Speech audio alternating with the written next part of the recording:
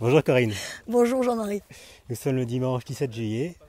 Hier a eu lieu le swimrun Aquaterra, le 16 juillet, samedi. Je voudrais revenir un petit peu sur ce swimrun d'hier. Ouais. Mais avant tout, on va quand même penser à présenter l'ensemble du festival, parce qu'il n'y a pas que le swimrun. L'Aquaterra existe depuis 11 ans, depuis 2011. Donc dès la première année, on a créé en fait un trail autour du lac. L'idée c'était d'arriver à faire le tour de ce lac autour duquel il n'y a pas de chemin. Puisque c'est un territoire complètement neuf qui a été créé en 1952 lors de la mise en eau de cette merveilleuse vallée, parce que c'était soi-disant une des plus belles vallées de la Dordogne. Et donc elle a été noyée par 477 millions de mètres cubes d'eau. Pour des besoins après-guerre liés à la production hydroélectrique, évidemment. On avait de gros besoins. Donc toute la vallée de la Dordogne, c'est une des vallées les mieux équipées en France, puisqu'il y a 5 barrages sur cette vallée. Et le bord, c'est le réservoir en fait, c'est le plus gros, ça fait 21 km de long, 2 km de large, là où tu étais hier sur le swimrun, parfois. Donc il est vrai que depuis 70 ans, les chemins qui existaient, ils allaient tous dans la vallée se croiser pour remonter en face. Là, ils n'existent plus. Donc moi, j'avais la volonté depuis le début d'arriver à faire le tour de ce lac parce qu'il n'y a pas de chemin. Donc la valeur ajoutée de l'Aquaterra, c'est celle-là, c'est qu'en fait, sur les 80 km que font le tour du lac aujourd'hui, il y a une dizaine de kilomètres qui sont balisés à l'année. Le reste, c'est nous qui l'avons créé de toutes pièces. Et on peut le faire qu'une fois par an parce qu'on a 70 propriétaires privés. Voilà. Donc en fait, le chemin du parcours n'existe pas en dehors de l'Aquaterra. Voilà. En fait, on a suivi les traces d'animaux et puis on a créé ce... Oui, effectivement, tu as complètement raison. Il n'y a pas de chemin autour du lac. Donc voilà, on est vraiment dans le sauvage. C'est l'Amazonie. Voilà. Et cet esprit-là s'est retrouvé dans le swimrun. D'ailleurs, c'est au moins la 5e ou 6e édition. C'est la 5e. Ouais. C'est la 5e édition. Ouais. En fait, depuis le début, moi je suis native d'ici. Mon sport préféré, c'est le ski nautique. Le lac, c'est mon jardin. Donc il est bien évident qu'aller dans l'eau, pour moi, c'était juste complètement logique. Et en fait, j'ai découvert le swimrun, je pense, il y a une dizaine d'années, grâce à toi, sur les réseaux. Et tout de suite, j'ai dit, c'est ça qu'il faut faire ici, puisque je courais à pied. Encore une fois, le lac, c'est chez moi, quoi. Donc, aller dans l'eau, là, c'était complètement cohérent, quoi. Et donc, dès le début, j'ai voulu créer ça. Alors, c'est vrai qu'en créant déjà le trail, c'est très lourd en organisation. On est une toute petite ville, c'est 2500 habitants. Donc, trouver les ressources, c'est pas facile. On a des bénévoles qui sont juste formidables. Mais néanmoins, le swimrun, c'est encore là trouver des bénévoles sur l'eau, une équipe en bateau, une sécurité vraiment difficile à mettre en place, qui coûte cher. Donc voilà, il y avait des aléas qui fait qu'on n'a pas pu le faire dès le départ. Mais au bout de 2-3 ans de réflexion et de savoir comment on pouvait faire, on y est enfin arrivé. Et c'est vrai qu'aujourd'hui, on a quand même un besoin encore de notoriété, parce qu'on manque de notoriété, alors que tous les gens qui terminent, tu l'as vu toi-même hier, tous, je veux dire, pas un nous a dit c'est pas intéressant, au contraire, le terrain de jeu il est juste magique. Hier, en plus, on avait aussi une épreuve de canoë et de kayak, notamment une longue distance qui faisait 40 km qui remontait au fond du lac. Il y avait très peu de kayakistes et de paddleurs, mais ils nous ont dit qu'il faut absolument continuer.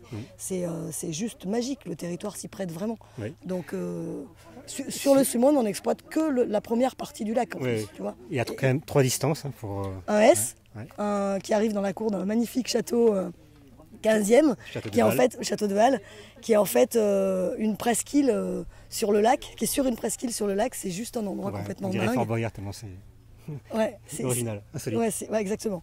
Le ravito est dans la cour du château. Là, il y a aussi l'arrivée du 8 qui est là, en swimrun, et puis l'arrivée du 8 en trail aussi et en randonnée aussi. Donc on exploite les sites merveilleux du lac comme on peut et de la meilleure façon possible. Rappelle-moi la distance du S, M et L. Alors le S c'est 8, le M... Alors écoute, on avait tablé sur 19 parce qu'il était nouveau et que je ne l'avais jamais réalisé. Je l'ai fait avec Géoportail. Il est vrai qu'il y a des écarts, notamment parce qu'on a rajouté en plus ce fameux passage dans le barrage, puisque depuis l'année dernière, pour les 10 ans de l'Aquaterra, EDF nous a autorisé à traverser le barrage en son intérieur, y compris dans la salle des turbines. C'est une première en France, d'accord. Ça n'existe nulle part ailleurs. J'ai fait des recherches, ça n'existe absolument nulle part ailleurs. Et moi je l'ai fait, j'ai accompagné les coureurs à la GoPro, d'ailleurs je vous projetterai là. On a l'impression de rentrer dans je sais pas, on Au va cœur dans de la terre. les corridors, etc., on se dirait, mais oh, c'est quoi, c'est un fantôme, ce genre de choses. Non, c'est juste Hyper incroyable. insolite, super. Ouais, c'est un environnement qui est dingue, hein. C'est un environnement complètement industriel, effectivement, avec un patrimoine industriel fort en France. Et puis pour moi, ça a aussi une autre valeur, c'est-à-dire que l'hydroélectricité en France aujourd'hui, c'est la seule ressource qui est réellement non polluante. Oui, alors là, franchement, c'est chapeau. Nous, l'eau, pour nous, on se rend compte maintenant que La c'est valeur hyper de l'eau, important, hein. bien sûr. Et là, on a créé en plus des systèmes sur le barrage de bord où on returbine l'eau plusieurs fois. C'est-à-dire qu'on l'utilise plusieurs fois. D'accord. Donc ça, c'est juste complètement dingue. Et il faudrait qu'on arrive à aller encore plus loin. Il y a des projets, il existe des projets qui permettent, notamment avec des pompes de relevage, de réutiliser l'eau des barrages pour avoir plus de production avec des moyens qui sont complètement zéro carbone, quoi. Ouais. Donc ça, Faut le mettre en avant. Bien sûr, Et évidemment. à côté de ça, la partie industrielle, on a une partie entièrement sauvage parce que tu as exploité le bras de la Dordogne, enfin un bras de la Dordogne qui est en Alors, swimrun. Pour créer le M, justement, parce que il fallait être encore une fois un peu novateur et essayer de trouver quelque chose qui allait apporter un plus, une valeur ajoutée. On a dans ce bras qui est très minéral par rapport au reste, cette espèce enfin, c'est un affluent de la Dordogne qui s'appelle la Thiale, hein, c'est un tout petit ruisseau. Mais mon idée, c'était de faire remonter les gens, les nageurs, jusqu'à l'embouchure du ruisseau et de les faire nager même, puisque les ruisseaux chez nous sont plein de gros rochers. Enfin, l'environnement est juste incroyable. Et du coup, mon idée, c'était de les faire sortir à l'embouchure de ce ruisseau. Et avant le ruisseau, à 600 ou 700 mètres, il y a un pont. Donc on a créé en fait un cheminement complètement sauvage de toutes pièces, hein. On est allé dans les bois à la serpe parce que là vraiment c'est l'Amazonie. Sur 2-3 km, on a créé ce chemin qui nous permet d'arriver à ce pont. Ouais. Et on a aussi justement rajouté quelque chose d'un peu original puisqu'il y a une descente en rappel, hein, avec une corde tout le long du pont pour pouvoir accéder à l'eau. Et ça, les coureurs, enfin les swimrunners ont adoré. Ouais, c'est assez spectaculaire. Vous verrez les images tout à l'heure. J'espère. C'est spectaculaire. Et pour proportion gardée, ça a un petit air de gorge du Verdon. Oui, alors en plus petit peut-être. En plus petit, voilà. C'est vrai que c'est super calme, en fait, il n'y a personne, vraiment personne. Le swimrunner, il est tout seul avec peut-être un kayak de sécurité. Oui, c'est ça. Et il n'y a personne à droite, à gauche, voilà, c'est dans la nature. C'est ce qu'on cherche en fait. Exactement. Mais c'est ce que je cherche moi à mettre en avant depuis le début en fait. C'est ce côté... on est où là? On est en France. La première année sur l'ultra qui faisait que 65 km, hein, aujourd'hui il fait 80, quand on a fait le tour du lac, les coureurs arrivaient en nous disant mais c'est presque effrayant parce qu'en fait on n'a croisé jamais personne, on passait pas dans les villages à l'époque. Ouais. Tu vois, on faisait le tour du lac, vraiment, complètement. On faisait que ça. Et en fait les gens disaient mais on n'a pas croisé un humain depuis 12 heures, à part les ravitailleurs. Donc on a rajouté de la vie, et justement aussi en impliquant les gens du territoire, parce que c'est eux qui tiennent les ravitaux, et ça c'est bonheur en fait, parce que ça recrée du lien entre les deux rives qui ne se côtoient plus quasiment depuis 70 ans, quoi. Donc ça c'est formidable aussi, tu vois, l'accueil des gens, les bénévoles jouent le jeu, les gens qui sont au ravito sont les gens du cru, du village, et du coup c'est aussi ça qui est important je pense, pour faire des choses à dimension humaine, il faut savoir aussi impliquer les gens du territoire. Et voilà, super, écoute. Il y a le L aussi. Le L, oui. Le L. Mais en résumé, quand même, il ne faut pas prendre ce swimrun à la légère parce que en fait, les berges du lac sont quand même assez pentues, escarpées. Et à chaque fois qu'on sort du lac, il y a quand même des montées assez épuisantes à ce niveau-là. Donc ne vous engagez pas tout de suite sur le L, commencez peut-être par le M. Parce que le L, on va y venir, est assez challengeant. Il y a une constante sur l'Aquaterra, quoi qu'on fasse, hein, que ce soit en trail ou en swimrun, plus on avance, plus c'est difficile. Et plus on augmente la distance, effectivement, plus là encore c'est difficile, bien sûr. Et c'est vrai que le swimrun L, qui fait 30 km, hein, à quelque chose près, il est vraiment exigeant. Et d'abord c'est un swim trail, vraiment. Et puis effectivement il est usant, mais par contre il est de toute beauté, et franchement les gens qui le font, ils ont la banane à l'arrivée, même s'ils sont extrêmement usés par le terrain. Ils reviennent souvent. Ils reviennent, en fait il y a beaucoup de fidèles, tu as vu. Et les gens qui sont sur le L sont des gens qui viennent depuis 3, 4, 5 ans. Et ils viennent il y a David, Colomine notamment. Voilà, ils viennent de Nicolas, Toulouse, Martin. Ils viennent de Marseille. Vous êtes quand même assez central finalement. Oui. C'est pas si loin que ça, donc faites l'effort de venir. C'est vraiment un super environnement. Oui, et puis c'est un endroit où tu peux rester quelques jours, parce qu'on est quand même entre le massif du Puy de Sancy et le massif du Puy-Marie, qui sont quand même des lieux à découvrir quand on ne connaît pas l'Auvergne. C'est vraiment des lieux. C'est pas du tout les mêmes montagnes, donc il y a de quoi faire sur le terrain. Tu peux faire des choses vraiment. Tu restes une semaine, t'en prends plein les yeux.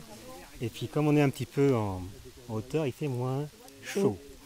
Et je veux dire que on dort bien la nuit. Voilà, ça c'est important au mois de juillet. Malheureusement, on va peut-être arriver dans une période où il va faire chaud sur les côtes. Et là, c'est plutôt agréable. Ouais. Même si ça monte quand même à 30 degrés peut-être, mais 28. Ah oui, facile. Hein. Mais l'avantage, il y a des grandes amplitudes thermiques, on dort bien la nuit. L'avantage, c'est que quand on sort de l'eau, on se trouve sous la forêt, on est à l'ombre. Ouais, le parcours est très ombragé, voilà. effectivement. Donc voilà, ça c'est un point. Derrière moi, il y a la curiosité du jour, c'est que... On a dû s'adapter en plus. Voilà, Corinne et sa team avaient prévu une traversée d'une petite de la Dordogne. De la Dordogne au niveau des genoux. Et malheureusement, les contraintes hydriques ont fait qu'ils ont dû augmenter le volume d'eau. Et il y a 2 mètres, 3 mètres de... Ouais, il y a entre 2 mètres et 2 mètres 50, 2 mètres 50 d'eau. Au lieu de 50 cm, donc on a dû s'adapter. De toute urgence, monter des cordes, des bateaux. Un système de bateaux, les trailers qui montent sur le paddle. Il y en a qui ne savent pas nager, ils sont empathiques, mais ils sont hyper heureux de finir là, parce que quand ils sortent là, ils disent waouh, quelle aventure, etc. Ouais, c'est ça. C'est en fait un trail, c'est un nouveau trail, c'est le 42 km. Voilà, donc, et ça se transforme un peu en esprit raid, je dirais, voilà, ou esprit swimrun. Hein, voilà. Et puis l'idée, c'est peut-être de les amener à ça, justement. Exactement, et ça fait partie de l'adaptation, le swimrun, c'est l'adaptation. Exactement. Le trail, ils vont s'adapter comme nous, et on espère que la partie aquatique leur donnera envie de faire le swimrun. Hein. Ah bah oui, bien sûr, de toute façon, c'est aussi pour ça que j'ai créé le 8, et sur le 8, j'ai permis, c'est le seul, hein, parce que dans les valeurs du swimrun, pour moi, l'entraide, le binôme, c'est vraiment quelque chose d'important et d'essentiel. Néanmoins, sur un 8 km, je pense que pour découvrir, quand on est dans une région comme ici, où il n'y a pas forcément beaucoup de monde, c'est pas forcément évident de trouver quelqu'un pour découvrir la discipline, donc je l'ai ouvert au solo, le 8, uniquement le 8, et c'est vrai que ça permet d'essayer. Et faire aimer et faire adhérer. Voilà, un pied à l'étrier, c'est ce qu'il faut. Exactement. Merci Corinne. Merci Jean-Marie, merci de ta présence. Voilà, je suis vraiment touchée que tu sois avec nous. Moi, je suis très heureux d'avoir découvert l'Aquaterra. On en a tellement parlé depuis Vassivière il y a 4-5 ans. 5 ans, voilà. Déjà, 4 ou 5 ans, voilà. c'est ça. Merci Corinne. Merci à toi et bonne journée à tous et bon swimrun. À l'année prochaine alors. Ciao.